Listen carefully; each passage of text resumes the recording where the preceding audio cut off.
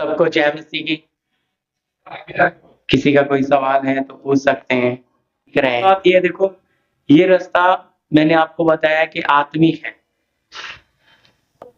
वचन जो है, प्रभु यीशु मसीह ने जो काम किया, देखो यीशु मसीह शरीर में आए, शरीर में प्रकट हुए और मनुष्य बनकर और हमारे बीच में 33.5 साल रहे।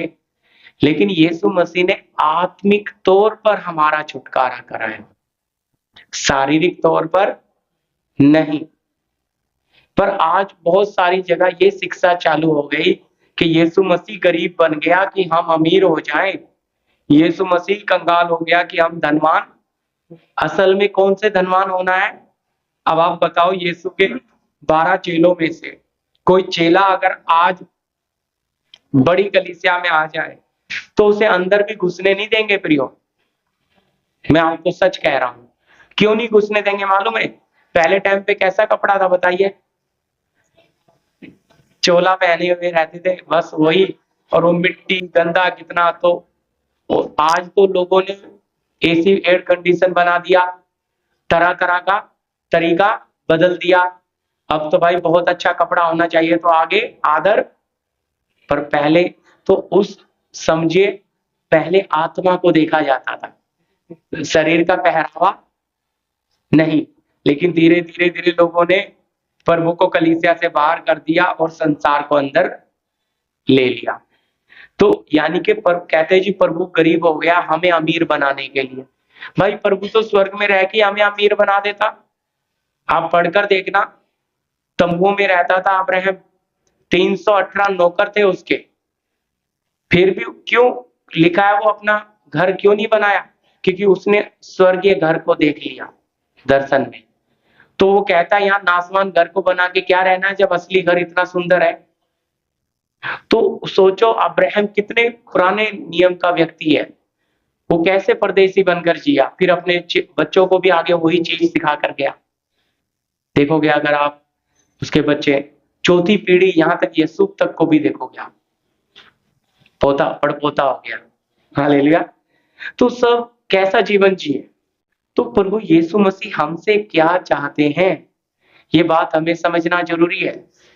क्योंकि अगर हम ये सोचेंगे कि नहीं परमेश्वर क्या है, परमेश्वर तो हमारे जैसा है, तो भाई हमारे जैसा है तो उसको भी 2 आंख है, मुंह है, कान है।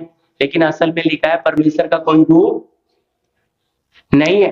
है कोई रूप है? कोई भी रूप नहीं है, वचन में साफ लिखा है?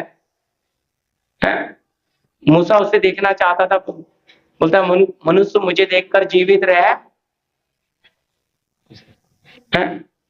सोच कर देखिए, परमेश्वर का कोई प्रतिमा हम क्यों नहीं बना सकते? क्योंकि वचन साफ कहता है ना तो आकाश में, ना पृथ्वी में, ना पृथ्वी के अंदर जल में उसकी कोई प्रतिमा। इसलिए हम यीशु मसीह की कोई फोटो भी नहीं लगाते। बहुत लोगों का विश्वास उसमें चला जाता है कि यीशु ऐसा है। भाई वो तो फिल्म एक्टर है। हमें धीरे धीरे हमारे भाई बहनों को वहां से पहचान से बाहर निकालना है। नहीं तो भाई वो एक शंकर की फोटो लगा दो, एक है समझ रहे, एक किसी देवता की फोटो लगा दो और यीशु की फोटो लगा दो, कोई तो एक ही बात हो गई, कोई फर्क? क्योंकि वो मूर्ति पूजा हो गया है ना। तो आपने उस मूर्ति को अपने अंदर बना लिया, वो तो कोई पिक्चर एक्टर है। किसी में यीशु की दाढ़ी नहीं है, किसी में बिल्कुल प्लेन है, किसी में लंबा मुंह है।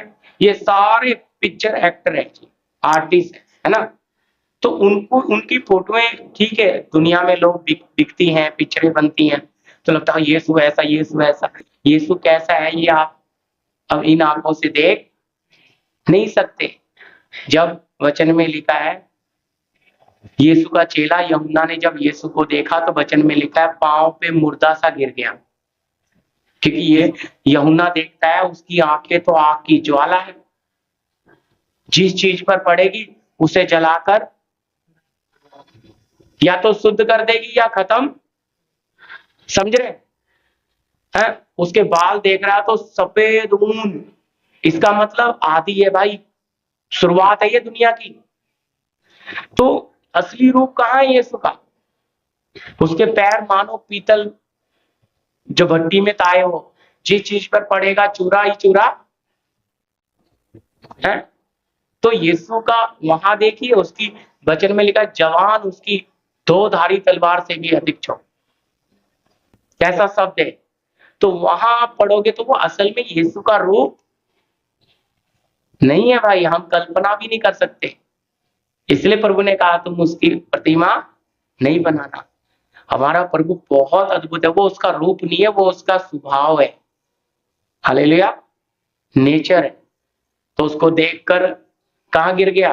तो आत्मा में प्रभु को समझना है।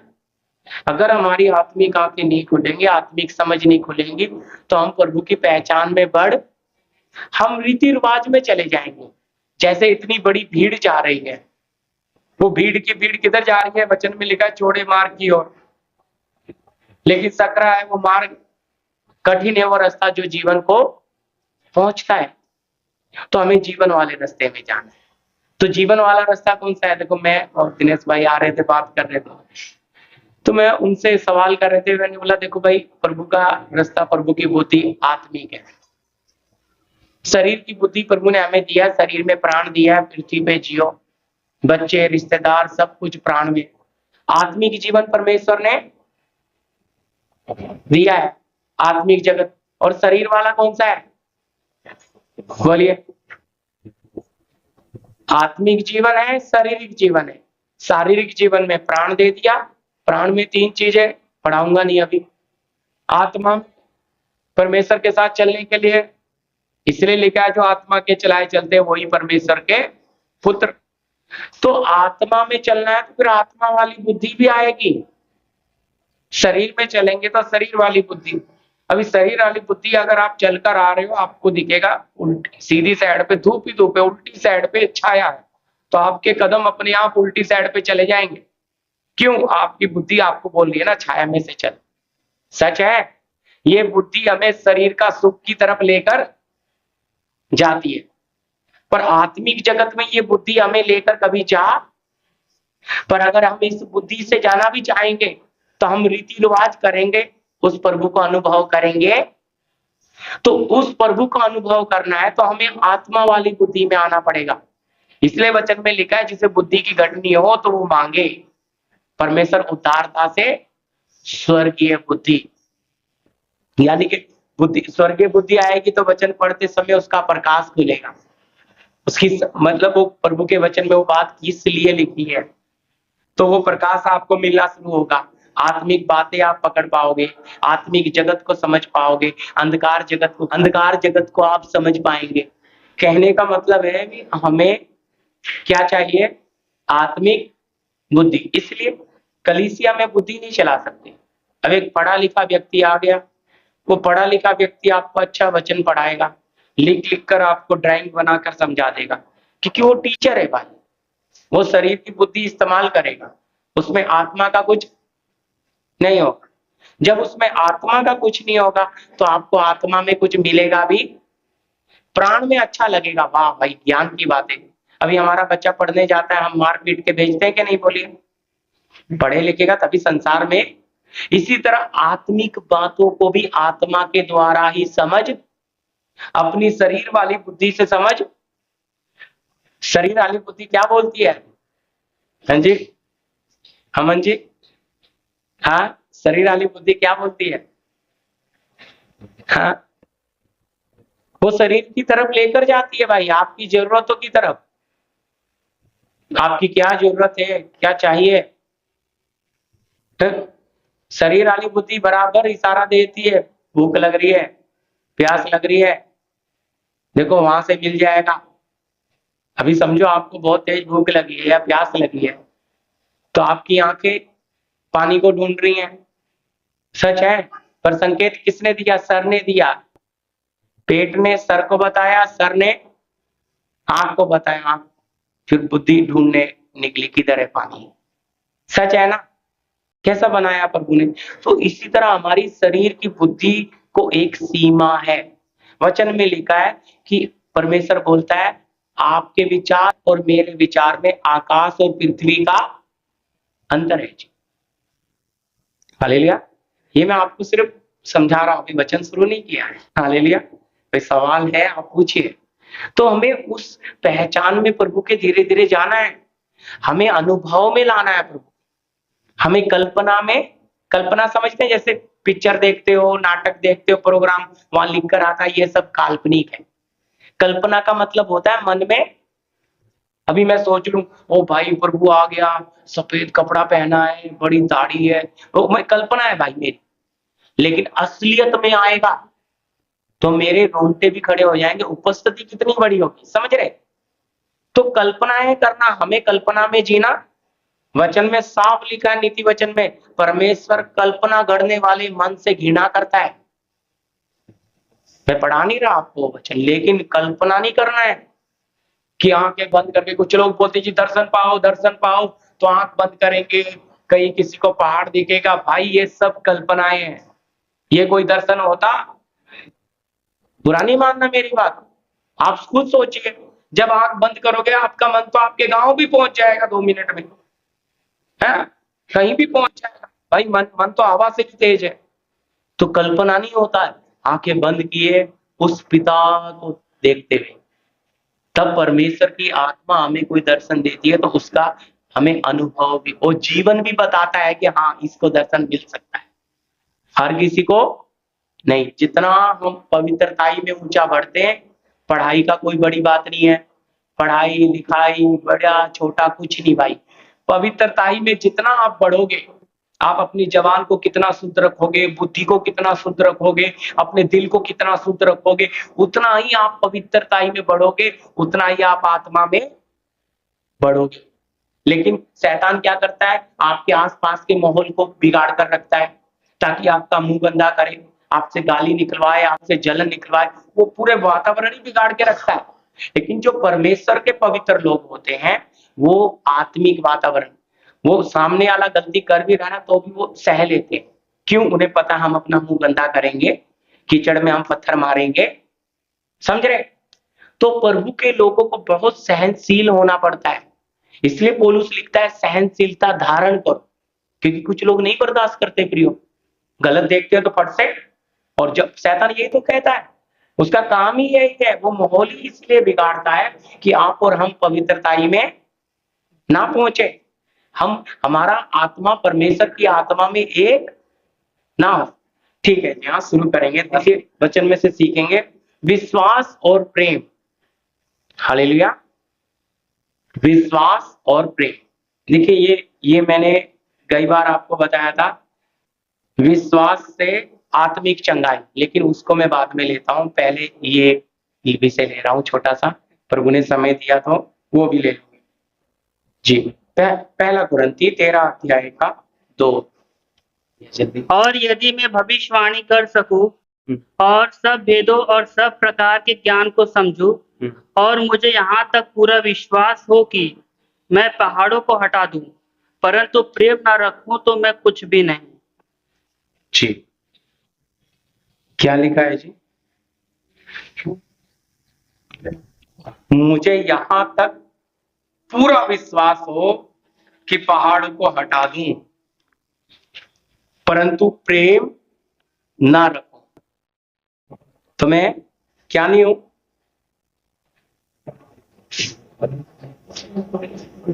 कुछ भी नहीं हूं। यहां विश्वास और प्रेम के साथ, जब मैं रात करीब 2-2:30 बजे प्रार्थना कर रहा था, ये विषय लिखा आपके लिए, तो अच्छी तरह समझना भी। ये बात मैं सोच रहा था प्रभु ये किस तरह, देखो प्रेम विश्वास मैंने आपको बताया बुनियाद, सीखते आ रहे ना आप, बुनियाद जमीन, प्रेम है सबसे ऊपर।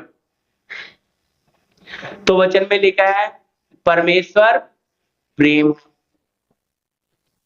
और परमेश्वर से हमें क्या मिलता है? प्रेम। लेकिन शैतान हमें प्रेम दे नहीं सकता, अच्छी तरह समझना।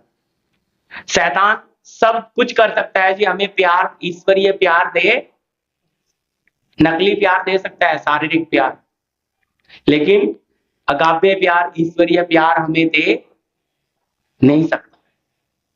तो ये उस ईश्वरीय प्यार के बारे में पौलुस इस कुरिन्थी 13 अध्याय को लिखता है। ये ईश्वरीय प्यार है। कहता है यहाँ हम पढ़ते 2 में, और यदि मैं भविष्यवाणी भी कर सकूं और सब भेदों और सब प्रकार के ज्ञान की समझ, और मुझे यहाँ तक पूरा विश्वास हो कि मैं पहाड़ों को भी हटा दूं, और देखो यहाँ तक विश्वास है पहाड़ों को भी हटा दूं, पर प्रेम ना रखूं तो कुछ भी। तो प्रेम और विश्वास, प्रेम ऊपर है, विश्वास बुनियाद, मैंने आपको बताया। तो प्यार होना प्रभु के लोगों में बहुत जरूरी है। लेकिन कौन सा प्यार? शरीर वाला नहीं भाई, उसको बोलते हैं अलग ही है, वो शरीर की भूख है जी। वो जानवर वाला कुत्ता कुत्ती का भी प्यार है। बाइबल में प्रेम को 3 प्रकार से समझाया है, लेकिन मैं प्रेम का विषय में जाना नहीं चाह रहा, जो पिछले किसी मैसेज में है तो आप सुन लेना। लेकिन अभी आपको ये समझना है कि असली प्यार, जो ईश्वरीय प्यार यहाँ पौलुस लिख रहा है, तो ये प्यार अगर हमारे अंदर होगा तो ये कहां से आता है ये भी मैं आपको पढ़ाऊंगा नहीं। रोमी 5 अध्याय में लिखा है कि पवित्र आत्मा के द्वारा वो प्यार तुम्हारे मनों में डाला गया। तो ये ईश्वरीय प्यार क्या है? ये दिव्य है। जैसा मैंने आपको बताया, विश्वास दिव्य है, तो ये प्यार भी क्या है? ये निस्वार्थ है। ये स्वर्ग से आया है, तो इसमें कोई स्वार्थ नहीं है। ये पवित्र आत्मा पे जिसका दिल शुद्ध हो जाता है, उसके दिल में ये ईश्वरीय प्यार, फिर वो खून के रिश्ते से भी ज्यादा प्यार क्या हो जाता है? आत्मिक रिश्ते का। तो ये प्यार आता है, तो याद रखना इसमें कोई स्वार्थ रहता, ये निस्वार्थ है, इसमें कोई मतलब नहीं रहता, फायदा नहीं है इसमें। तो अब ये प्यार आपके अंदर आया है, तो आपके विश्वास को देखो, मैं अब्राहम के उदाहरण से आपके साथ बांटूंगा। पढ़िएगा नए नियम में इब्रानियों की पत्री 11 अध्याय का 17 वचन। विश्वास ही से अब्राहम ने परखे जाने के समय में इसहाक को बलिदान चढ़ाया, और जिसने प्रतिज्ञाओं को सच माना था। जी बस क्या लिखा है? विश्वास ही से अब्राहम ने परखे जाने के समय में इसहाक को बलिदान चढ़ाया, और जिसने प्रतिज्ञा को सच माना था। तो परमेश्वर ने देखो किस तरह परखा। यहाँ परख लिखा है, लेकिन हम अपने विश्वास में देखेंगे। पिछले दिनों में मैंने परखा हुआ विश्वास आपको बता दिया। तो अब आपके पास ये कीमती विश्वास आने के लिए सबसे पहले परमेश्वर आपके पास जब आपको परखता है, तो आपकी सबसे प्रिय चीज को हाथ लगाता है। अब्राहम को परमेश्वर ने बेटा 25 साल के बाद दिया। अब्राहम के दिल में बेटा बैठ गया था, बेटा 12-13 साल का था। प्रभु ने उसे बलिदान मांगा। तो फिर वचन में लिखा है, आपने उत्पत्ति 22 जरूर पढ़ा होगा, नहीं तो पढ़ लेना। जिससे तो प्यार करता है, मतलब इस्माइल नहीं, इसहाक, जिससे तो प्यार करता है उसे तूने क्या करना है? बलिदान। सबसे प्रिय चीज देखो, अगर आप पढ़ते हैं तो यीशु मसीह भी बोलता है, तो अपने परमेश्वर से पूरे मन, पूरे जान और पूरी बुद्धि से प्यार। तो प्रेम आदि बात में जब प्रभु हमारे दिल में आता है, वो देखता है सबसे कीमती चीज क्या है, और जब उसे प्रभु छूता है ना, हमें ये बात हजम होती नहीं। हम कहते हैं ना प्रभु, सबसे कीमती चीज कौन देगा जी? इसलिए लिखा है, जिसकी पत्नी हो वह ऐसे रहे कि पत्नी है ही। क्यों भाई? प्रभु आप ही ने तो दिया है?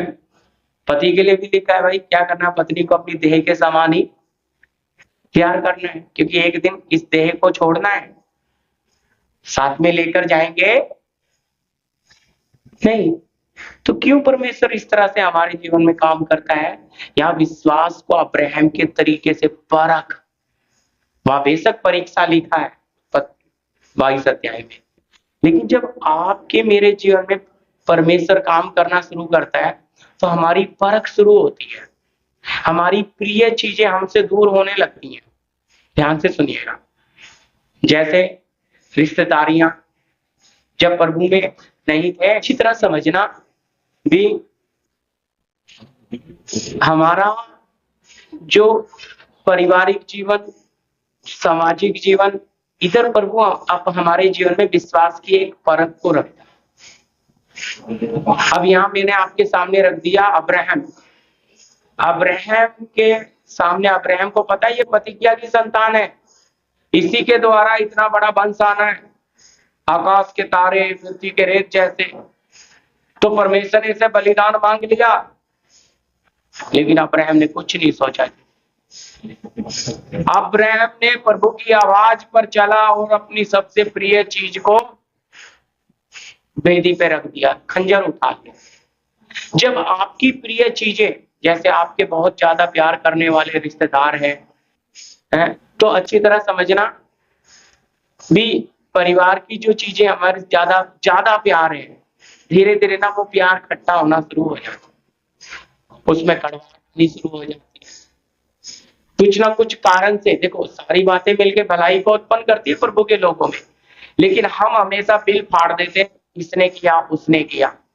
अभी देखो जी, हमारी मौत का एक समय है, उस समय से वचन कहता है ना तो हम एक घड़ी आगे ना एक घड़ी पीछे।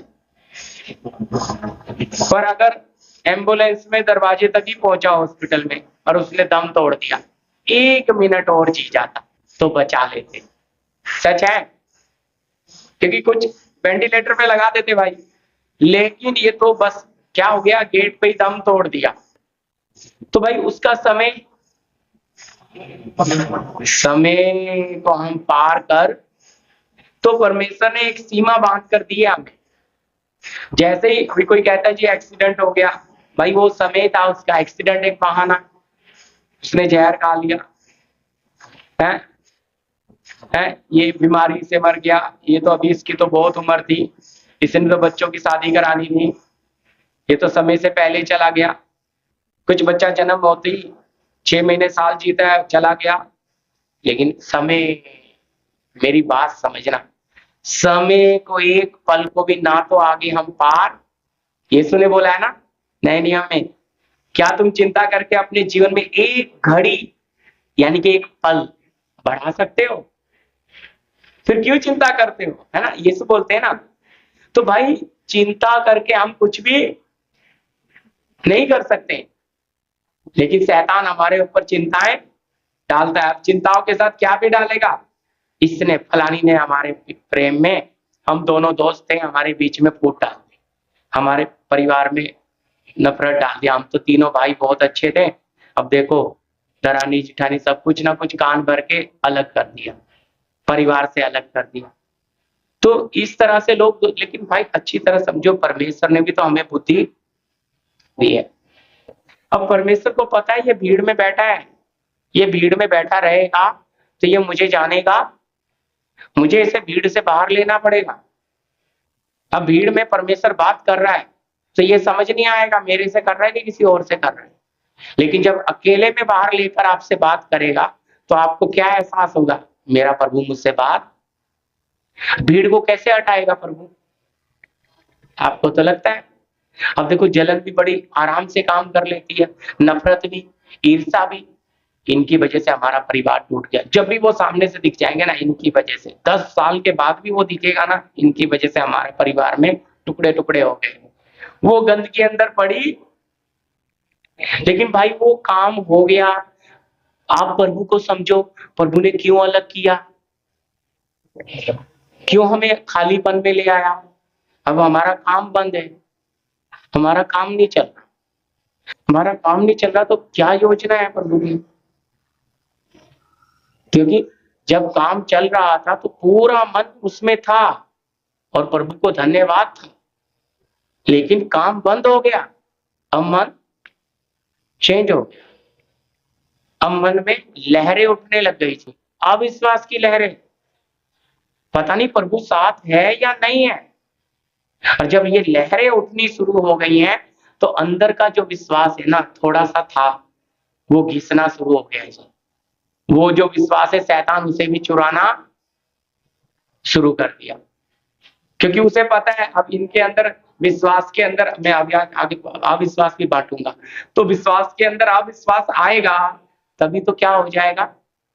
लेकिन याद रखना, ये सब पर प्रभु हमें बेशक अलग लाता है अपने लोगों से, अपने समाज से, अपने, लेकिन बाद में हमें वो ईश्वरीय प्यार भर के हमें अपने लोगों में, अपने परिवारों में वापिस क्या करता है, छोड़ देता है जी। परमेश्वर कभी किसी को अलग करता, लेकिन वो शरीर के प्यार से अलग करता है। वो आत्मिक प्यार में हमें एकदम मजबूत। फिर मालूम है, जब आत्मिक बन जाता है तो अपने शारीरिक भाई के लिए पूरा नुकसान उठाने को तैयार। क्यों? उसे भी कैसे ना कैसे प्रभु में ले आओ। फिर अपने तन मन धन से उसके लिए क्या करता है, परिश्रम करेगा। लेकिन जब खुद ही आत्मिक नहीं हुआ तो भाई दूसरे को आत्मिक। अब ये खुद आत्मिक क्यों नहीं हुआ, इसका मतलब समझते हैं?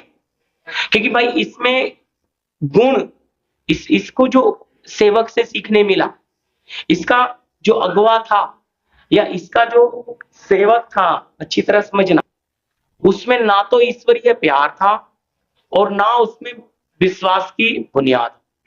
मतलब प्रभु के साथ में वो पास्टर, वो सेवक शारीरिक था। ये 10 साल बैठा, 20 साल बैठा, इसमें वही आए, सवाल करना नहीं समझ आएगा, मैं वचन दूंगा आगे जी। तो जब इसमें वही आया तो भाई वही गुण आएगा।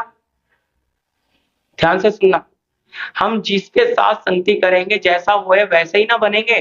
कैसे बनेंगे वैसे? ये परमेश्वर ने क्वालिटी कैसे डाली है जी। देखो ये विश्वास के द्वारा कैसे होता है, पढ़िए उत्पत्ति 1 अध्याय का 11 वचन। देखो अब्राहम का, मैंने आपको इसहाक के अपने पुत्र प्रिय बेटे को मांगा, और अब्राहम को कितना भी दर्द हुआ, लेकिन अब्राहम ने तुरंत देने के लिए पीछे नहीं हटा। लेकिन क्या अब्राहम का बेटा प्रभु ने ले लिया? नहीं। पर अब्राहम ने 3 दिन का यात्रा करके देने गया ना, खंजर तक उठाया, इसलिए इब्रानी में लिखा उसने दे दिया, प्रियो दे दिया, यानी कि अंदर से बेटा खत्म। अंदर अब बेटा, यही तो प्रभु चाहता था। हालेलुया, यही चाहता था। तो अब जब हमारे जीवन में परिस्थिति लाया तो होता क्या है, जब हमारा नेचर नहीं बदला, हालेलुया, जब हमारा नेचर, क्यों हमें कौन सा स्वभाव मिला है जी? पढ़िए वो वाला वचन भी जो बोला मैंने, उत्पत्ति जी भी। फिर परमेश्वर ने कहा, पृथ्वी से हरी घास तथा बीज वाले छोटे छोटे पेड़ और फलदायी वृक्ष भी, जिनके बीज उन्हीं में, ध्यान से सुनना, धीरे धीरे, जिनके बीज उन्हीं में एक एक जाति के अनुसार पृथ्वी पर उगेंगे। और वैसा ही हो गया। क्या लिखा है? एक एक जाति का एक एक बीज उसी के अंदर है जी। कैसा है? हर एक पेड़, अभी आप देखते हैं ना, आम का जो पेड़ है वो अमरूद दे सकता है क्या? आम के पेड़ के अंदर जो बीज होगा वो आम का ही आएगा ना, कि अमरूद का आएगा? नहीं ना, आम का ही आएगा। इसी तरह अब आती है हमारे ऊपर आत्मिक बात में। मैं आपके साथ ज्यादा लंबा नहीं ले रहा ये बात, लेकिन आपके दिल में डालना है मुझे। दूसरा वचन भी लीजिए भैया, 1 कुरिन्थी 15 का 46।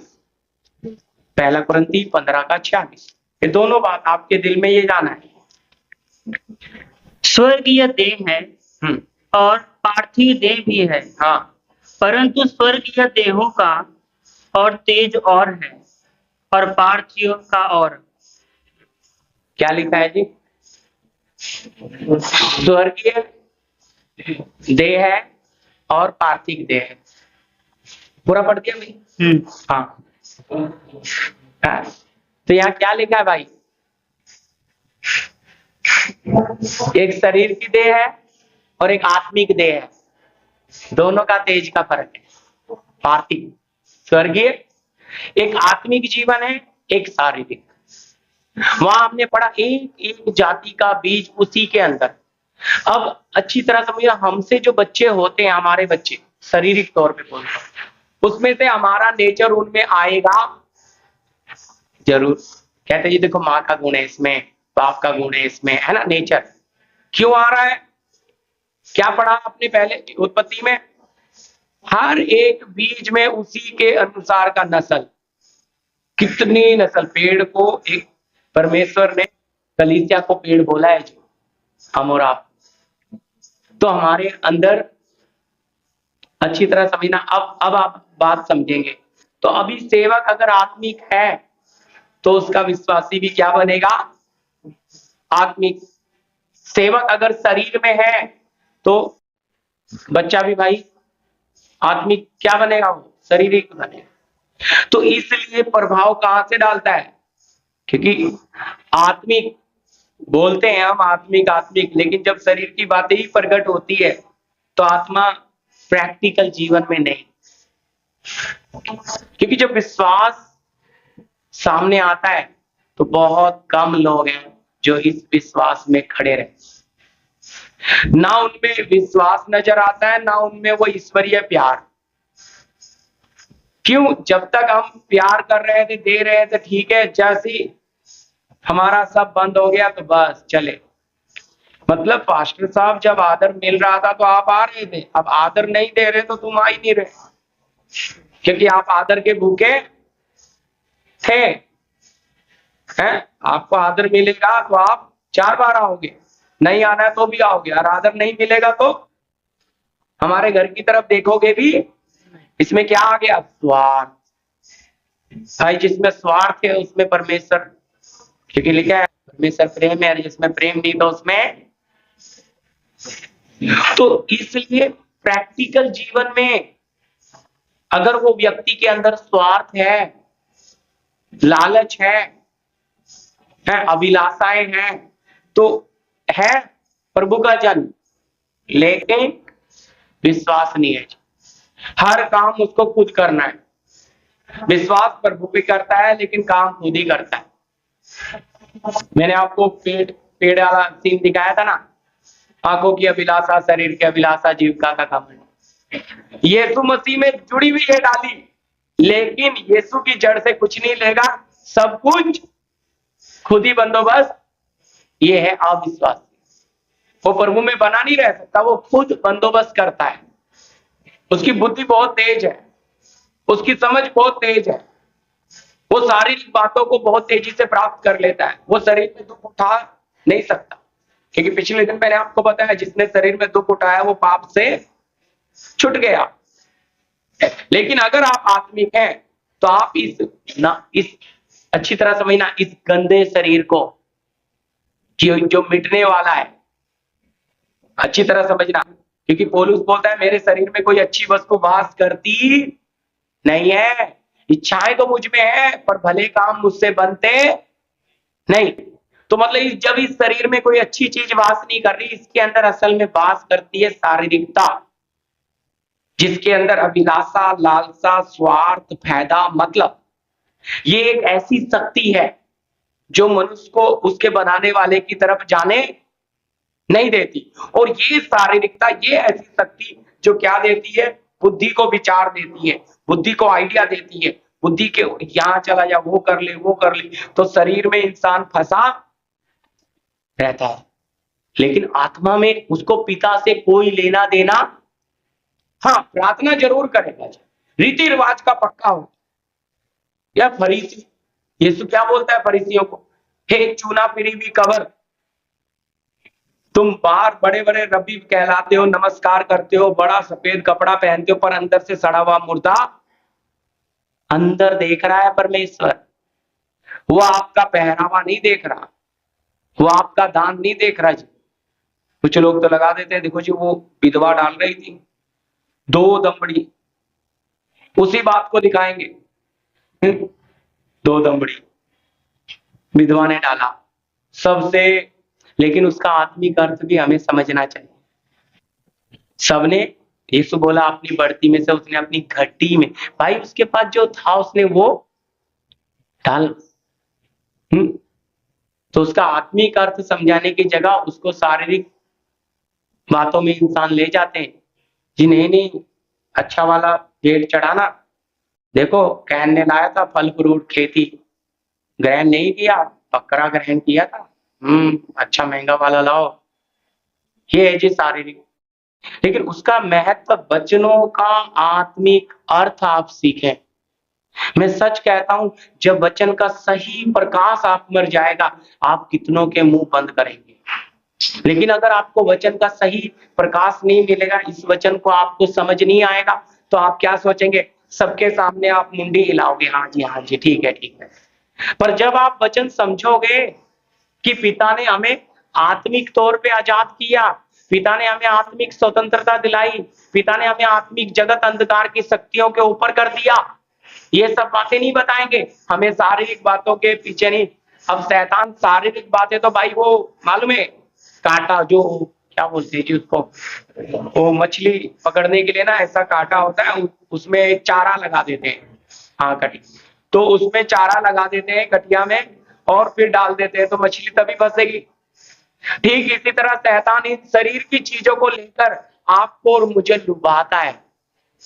हमें आत्मिक दुनिया की तरफ ना जाकर हमारे कदम 2 कदम आत्मिक जगत की तरफ बढ़े थे, 4 कदम पीछे कर दिए। क्यों? आपकी जरूरत आपके पास ला दी।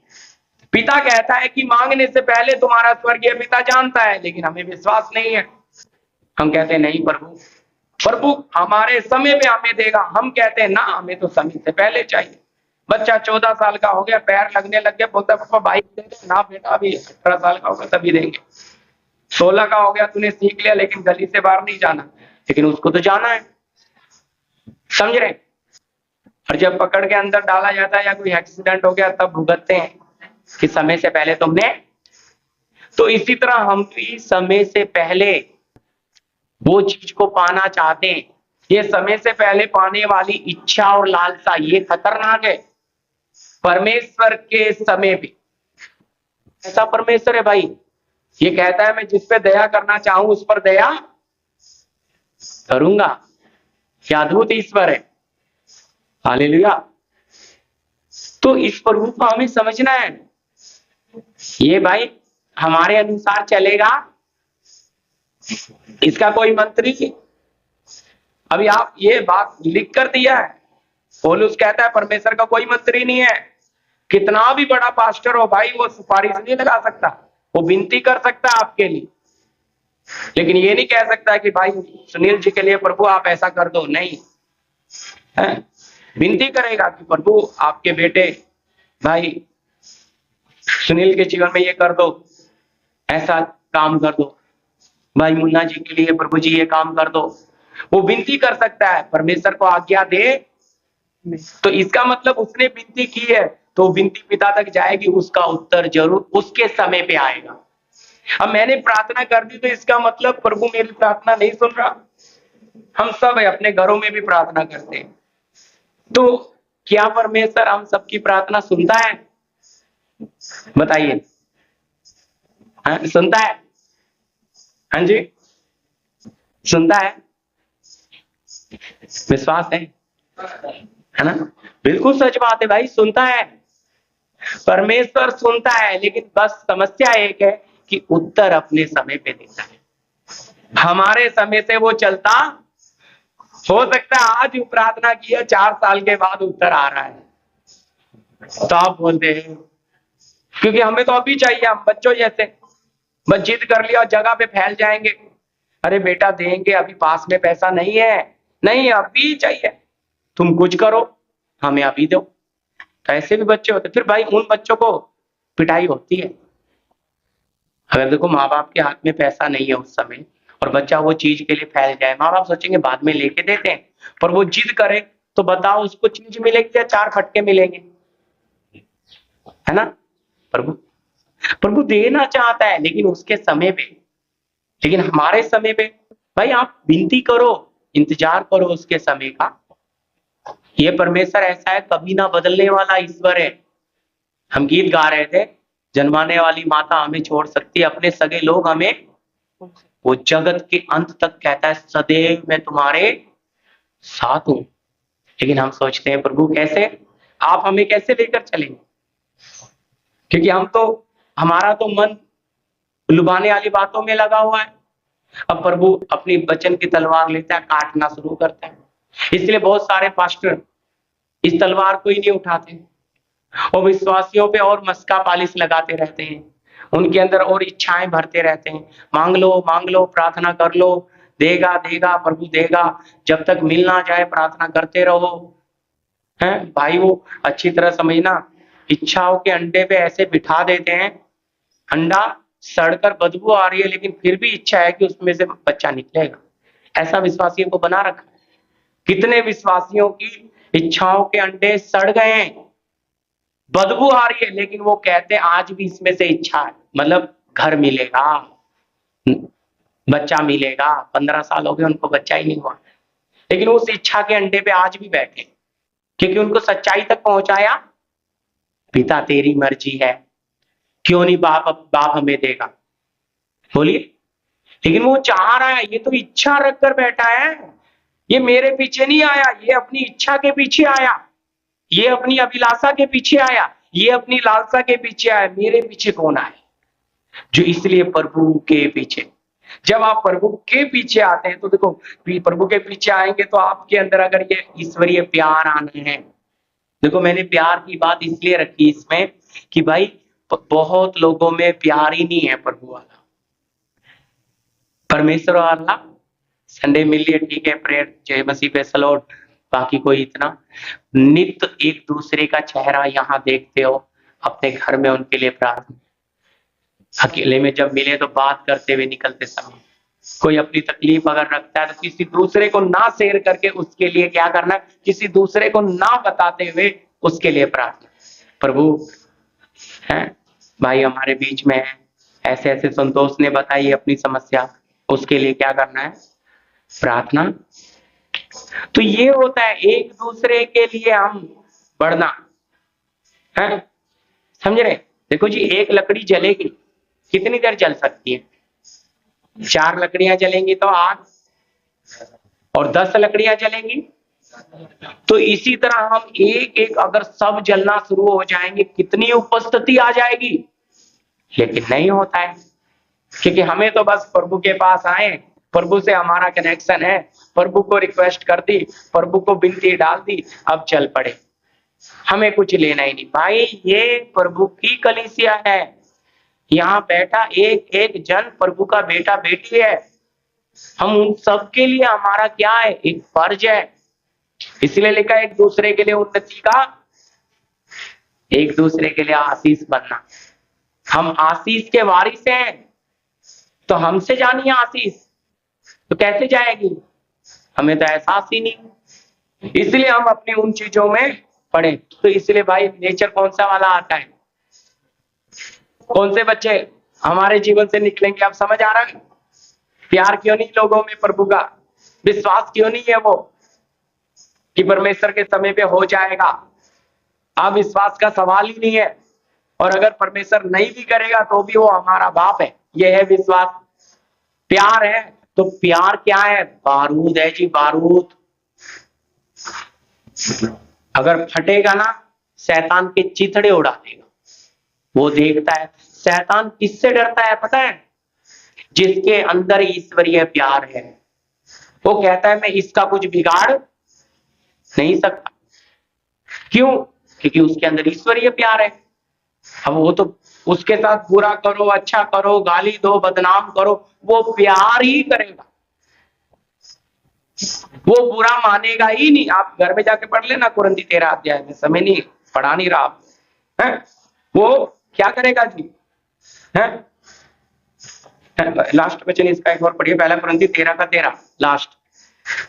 पर विश्वास, आशा, प्रेम ये तीनों स्थायी हैं। क्या लिखा है? पर विश्वास, आशा और प्रेम ये तीनों स्थायी हैं, पर इनमें सबसे बड़ा प्रेम है। इनमें सबसे बड़ा प्रेम प्रेम है जी। विश्वास हमारी बुनियाद, हम विश्वासी है। हमें एक आशा है कि हमारा जिंदा परमेश्वर, जिंदा खुदा हमें लेने आ रहा है। बाकी मानव जाति में किसी को कोई आशा, मसीह प्रभु के लोगों को छोड़ हमें जिंदा आशा मिला है कि हमें कोई लेने आ रहा है। तो इसलिए लिखा है विश्वास, आशा और प्रेम स्थायी है जी, और इसमें सबसे बड़ा प्रेम है। तो ये प्यार वो नहीं है कि उन्होंने मुझे कुछ खाना खिला दिया तो मैंने भी बुला के खाना खिला दिया है, उन्होंने मुझे कुछ गिफ्ट कर दिया तो मैंने भी गिफ्ट कर दिया। भाई वो तो भाईचारे का प्यार है। आपने उनको इज्जत दे दी, उन्होंने भी दे दी। असली प्यार तो तब है, वो इज्जत नहीं दे रहे, आप दो।